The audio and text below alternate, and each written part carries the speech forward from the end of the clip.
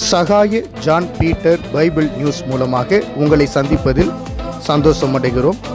ஆவி ஆத்துமா சரீரத்தில் முக்கியமாக மனித ஆத்துமாவை குறித்ததான வேதாகமத்தின் மாபெரும் சத்தியங்களை நாம் அறிய இருக்கிறோம்.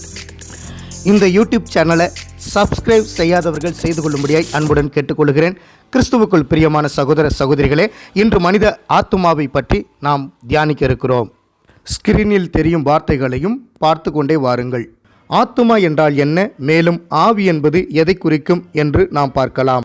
விஞ்ஞானிகள் மற்றும் பல்வேறு மதங்களின் மத்தியில் ஆத்துமாவை பற்றின பொதுவான கருத்துகள் என்னவாக இருக்கிறது என்பதை ஒவ்வொன்றாக ஆராயும் பொழுது இந்து மதத்தில் என்ன சொல்லப்பட்டிருக்கிறது என்பதை நாம் பார்க்கலாம். இவர்கள் ஆத்துமா கண்ணுக்கு புலப்படாததும் அழியாததுமாக இருக்கிறது என்று நம்புகிறார்கள். மரணத்துக்கு பின் அந்த ஆத்துமா சரீரத்திலிருந்து வேறு சரீரத்திற்குள் நுழைந்துவிடும் என்றும் இதை மறுஜென்மம் என்றும் அழைக்கிறார்கள். இந்த சுழற்சியானது பரிபூர்ணமடையும் வரை தொடரும் என்றும் பின்பு ஆத்மா முக்தியடைந்து பரம ஆத்மாவாகிய தேவனோடு இணைகிறது என்றும் அவர்கள் நம்புகிறார்கள். அடுத்ததாக இஸ்லாமியர்கள் இவர்கள் மனித ஆத்மாவை குறித்து என்ன சொல்கிறார்கள் என்று பார்ப்போம். அல்லாஹ் அநேக ஆத்துமாக்களை படைத்து அவைகளுக்குரிய சரீரங்களை உருவாக்கி இந்த பூமியில் அவர்கள் அல்லாஹ்வை நினைவுகூர்ந்து கனப்படுத்துகிறார்களா இல்லையா என்று சோதிப்பதற்காக பூமிக்கு அனுப்பப்படுவதாக நம்புகிறார்கள். இந்த ஆத்துமாக்கள் கண்ணுக்கு புலப்படாததும் அழியாததுமாக இருக்கிறது என்று விசுவாசிக்கிறார்கள். அல்லாஹ்வை மகிமைப்படுத்தின ஆத்துமாக்களுக்கு நித்திய மோட்சம் பரிசாக வழங்கப்படும் என்றும், கீழ்ப்படியாத ஆத்துமாக்கள் நரகம் என்றால் தோசாக்கி என்பார்கள், நரகத்தில் நித்திய நெருப்பில் சித்திரவதைப்படுவார்கள் என்றும் இஸ்லாமியர்கள் நம்புகிறார்கள்.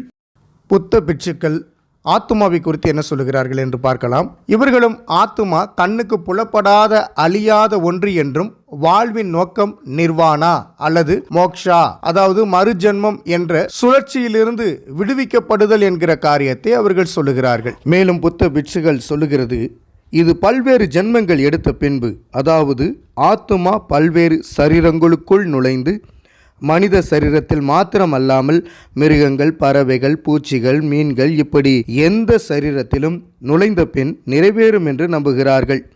ஆத்துமாவை என்றுமே அழிக்க முடியாதது என்றும் சரீரம் மட்டுமே அழிக்கப்படும் என்றும் நம்புகிறார்கள். மற்ற மதத்தினர் என்ன நம்பிக்கை வைத்திருக்கிறார்கள் என்பதை பார்க்கலாம். கிறிஸ்தவர்களின் நம்பிக்கை என்ன? அதிலும் கிறிஸ்தவர்களில் இரு பிரிவினர் இருக்கிறார்கள். அவர்களுடைய நம்பிக்கையை நாம் இப்பொழுது அறிந்து கொள்வோம். ரோமன் கத்தோலிக்க திருச்சபையில் மனித ஆத்துமாவை குறித்து என்ன சொல்கிறார்கள் என்று பார்க்கலாம். இவர்கள் ஆத்துமா அழியாதது என்றும் அது கண்ணுக்கு புலப்படாதது என்றும் நம்புகிறார்கள். மரணத்துக்கு பின்பு சரீரத்திலிருந்து ஆத்மா உடனடியாக தேவனுடைய சிங்காசனத்துக்கு முன்பாக நியாய தீர்ப்புக்காக நிற்கும் என்றும், அவைகள் பரலோகத்திற்கோ அல்லது நரகத்திற்கோ சென்றடைவதற்கான தீர்ப்பளிக்கப்படுகிறது என்று நம்புகிறார்கள். இதற்கு ஆதாரமாக அவர்களால் தவறாக புரிந்து கொள்ளப்படும் வசனம் வெளிப்படுத்தின விசேஷம் 20ஆம் அதிகாரம் 12ஆம் வசனம். மரித்தோராகிய சிறியோரையும் பெரியோரையும் தேவனுக்கு முன்பாக நிற்க கண்டேன். அப்பொழுது புஸ்தகங்கள் திறக்கப்பட்டன. ஜீவ புஸ்தகம் என்னும் வேறொரு புஸ்தகம் திறக்கப்பட்டது. அப்பொழுது அந்த புஸ்தகங்களில் எழுதப்பட்டவைகளின்படியே மரித்தோர் தங்கள் கிரியைகளுக்கு தக்கதாக நியாய தீர்ப்பு அடைந்தார்கள் என்ற வசனத்தின்படி மரித்தவுடனே நியாய தீர்ப்பு அடைகிறார்கள் என்பதை நாம் ஒப்புக்கொள்ள முடியாது. ஆனால் பெரும்பாலானோர் பரலோகத்திற்கு தகுதி இல்லாதவர்களாகவும், அநேகர்கள் நரகத்திற்கு அனுப்பப்படும் அளவு அதிக பாவிகளாக இல்லாததினாலும் இவர்களுடைய நம்பிக்கை என்னவெனில், இப்படிப்பட்டவர்கள் உத்தரிக்கும் ஸ்தலம் என்ற 3வது இடத்திற்கு அனுப்பப்படுவதாக நம்புகிறார்கள். அங்கு ஆத்துமாக்கள் பக்குவப்பட்ட பின்பு அவைகள் பரலோகம் சென்று விடுகிறது என்றும் நம்புகிறார்கள். ஆனால் இந்த போதனைக்கான எந்தவித ஆதாரமும் வேதத்தில் இல்லை. இப்படி ஆத்துமா மரணத்திற்கு பின்பும் எப்போதும் போல உயிரோடு இருக்கிறது என்று அவைகளுக்காக வருடத்தில் ஒரு முறை கல்லறை திருவிழா என்று கொண்டாடுகிறார்கள். அது நவம்பர் 2ஆம் தேதியிலே கொண்டாடி அதற்காக வேண்டுதல் செய்கிறார்கள். இப்படிப்பட்ட பழக்க வழக்கங்களை அவர்கள் கொண்டிருக்கிறார்கள். இரண்டாவதாக புரொட்டஸ்டாண்ட் கிறிஸ்தவர்களை குறித்து பார்க்கலாம். இவர்கள் ஆத்துமா கண்ணுக்கு புலப்படாததும் அழியாததுமாக இருக்கிறது என்றும், மரணத்துக்கு பின்பு இளைப்பாறுதலிலிருந்து நியாய தீர்ப்பு நாளிலே எழுந்து இயேசுவை ஏற்றுக்கொண்டவைகள் ஜீவனை அடையும்படி பரலோகம் செல்வதாகவும், மற்றவைகள் நித்திய ஆக்கினைக்கு நரகத்தில் தள்ளப்படுவார்கள் என்றும் நம்புகிறார்கள். புரொட்டஸ்டாண்ட் அமைப்பைச் சேர்ந்த அநேகர் ஆத்துமாக்கள் உடனடியாக பரலோகத்திற்கோ அல்லது நரகத்திற்கோ சென்றுவிட்டு மீண்டுமாக நியாய தீர்ப்பின் நாளில் வந்து தீர்ப்பை வாங்கி கொண்டு அவைகள் இருந்த இடத்திற்கு சென்றுவிடும் என்று நம்புகிறார்கள். ஒரு புரொட்டஸ்டாண்ட் ஊழியர் பல கோடி ஆத்துமாக்களை ஒரு நிலக்கடலை அளவு இருக்கும் சிறு அறைக்குள் அடக்கிவிடலாம் என்று சொல்லியிருக்கிறார். அதன் மூலம் அவர் ஆத்துமா கண்ணுக்கு புலப்படாதது மட்டுமல்லாமல் அதற்கு சரீரமும் இல்லை என்பதை வலியுறுத்த முயற்சித்தும் இருக்கிறார்.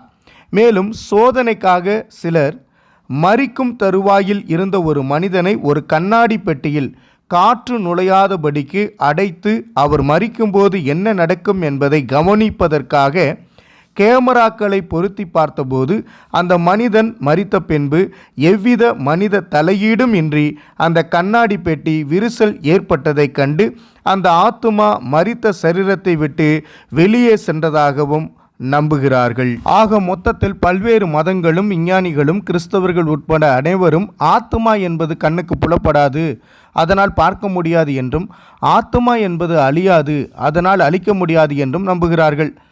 அதே வேளையில் தேவ வசனங்கள் மனித ஆத்துமாவை பற்றி போதிப்பது என்ன? இதுவரை நாம் பார்த்த கருத்துக்களை ஒத்ததாக இருக்கிறதா? இதை குறித்து நாம் வாசிக்கையில் அதிர்ச்சி தரும் வகையில் உள்ளது.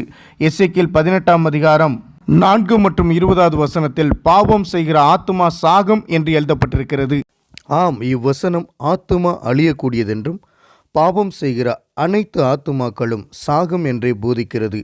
எல்லோரும் பாவிகளாக இருப்பதினால் எல்லா ஆத்துமாக்களும் நிச்சயமாக சாக வேண்டும். இதை குறித்து வாசிக்கையில் சங்கீதம் 22 அதனுடைய 29வது வசனத்தில் ஒருவனும் தன் ஆத்துமா அழியாதபடி அதை காக்கக்கூடாதே என்று எழுதப்பட்டிருக்கிறது. ஆம், மனுகுலத்தில் உள்ள எந்த ஆத்துமாவும் மரணத்திலிருந்து தப்ப முடியாது. எல்லா ஆத்துமாக்களும் மரிக்கும். ஆம், மரணத்தில் சரீரம் மட்டுமல்ல, ஆத்துமாவும் மரிக்கும். இதுவே நம்முடைய வேதாகமம் நமக்கு போதிக்கிற பாடமாகும். ஆத்துமாவின் இந்த மரணம் அல்லது அழிவை பற்றி மிக தெளிவாக பழைய ஏற்பாட்டில் அநேக இடங்களில் உறுதிப்படுத்தப்பட்டிருப்பதை வாசிக்க முடியும்.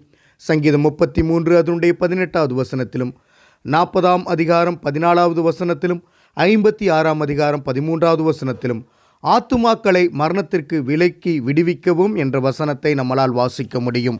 என் பிராணனை அழிக்க தேடுகிறவர்கள் ஏகமா என்றும் வாசிக்க முடியும். நீர் என் ஆத்துமாவை மரணத்துக்கும் என்ற வசனத்தையும் நாம் வாசிக்க முடியும். ஆம், பழைய ஏற்பாட்டின் இவ்வசனங்கள் அனைத்தும் ஆத்துமாவை மரணத்திலிருந்தும் அழிவிலிருந்தும் விடுவிக்கப்படுவதை பற்றி சொல்லுகிறது. இதை குறித்து புதிய ஏற்பாட்டிலும் பின்வருமாறு நாம் வாசிக்கிறோம். யாக்கோப்பு 5ஆம் அதிகாரம் 20வது வசனத்திலும், அப்போஸ்தலர் 3ஆம் அதிகாரம் 23வது வசனத்திலும் பார்ப்போம். ஒரு ஆத்துமாவை மரணத்தினின்று இரட்சித்து என்றும், அந்த தீர்க்கதரிசியின் கேளாதவன் எவனோ அவன் ஜனத்தில் இராதபடிக்கு நிர்மூலமாக்கப்படுவான் என்றும் நாம் வாசிக்க முடியும். ஆம், இங்கும் ஆத்துமா மரிக்கவும் அழிக்கவும் முடியும் என்று தெளிவாக குறிக்கப்பட்டிருக்கிறது. எனக்கு அருமையானவர்களே, இதை குறித்ததான விளக்கத்தை நாம் தொடர்ந்து கேட்கப் போகிறோம். தொடர்ந்து Sahai John Peter Bible news என்ற இந்த சேனலை சப்ஸ்கிரைப் பண்ணி வைத்துக் கொள்ளுங்கள். பாருங்கள், கர்த்தர் உங்களை ஆசீர்வதிப்பாராக.